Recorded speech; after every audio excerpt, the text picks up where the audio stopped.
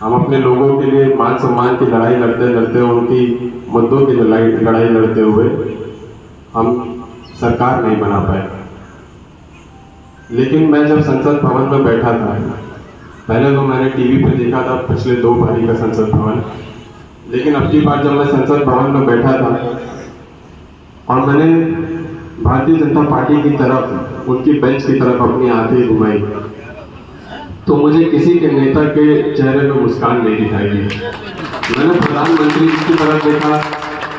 मैंने गृह मंत्री जी की तरफ देखा, मैंने रक्षा मंत्री जी की तरफ देखा और समेत पूरे कैबिनेट की तरफ देखा। जिस तरीके से वो बैठते थे पहले, जो अहंकार था, आज के तारीख में वो अहंकार आप लोगों के बदौलत टूटने का काम हुआ है साथियों। और वो ये जानते हैं कि अगर फिर से उन्होंने हमारे किसानों के लिए ऐसे कोई काले कानून लेकर आए,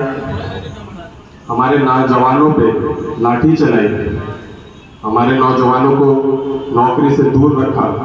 या फिर कुछ भी तरीके से अपनी तानाशाह की सरकार फिर से चलाने की कोशिश की,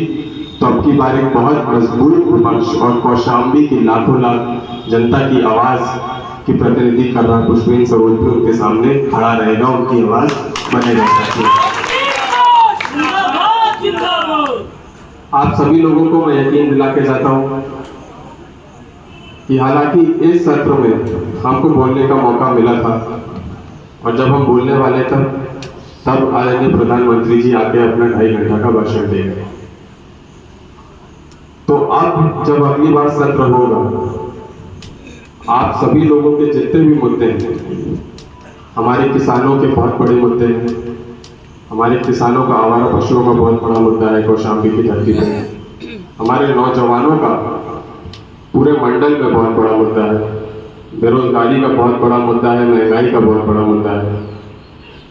आप सभी को मैं वादा करके जाता हूं और ये यकीन दिलाते जाता हूं कि कौशाम्बी की आवाज जो 10 साल तक गूंज नहीं रही थी और तब गई थी संसद भवन में, कौशाम्बी हमारे नौजवानों, किसानों, माताओं, सभी बुजुर्गों की आवाज अब की बार गूंजेगी और बहुत मजबूती से गूंजेगी साथियों। और मैं पुनः फिर से ये कह रहा हूं कि मैं आप सभी के बीच में सांसद बन के आया हूं, आप सभी लोगों के आशीर्वाद से, आप सभी लोगों की मेहनत से। इसका श्रेय पूरा का पूरा आप सभी लोगों को जाता है। और आने वाले 2027 के चुनाव में किस तरीके से हम इस, जो हमने मिसाल अभी सेट की है कौशाम्बी में, हम इसको, इस कारवां को और आगे कैसे बढ़ा सकें और लोगों को कैसे जोड़ सकें, और किस तरीके से आसपास के जिले में हम लोगों को अपने साथ जोड़ें। समाजवाद सोच, बाबा साहेब भीमराव अम्बेडकर जी की सोच, और जो संविधान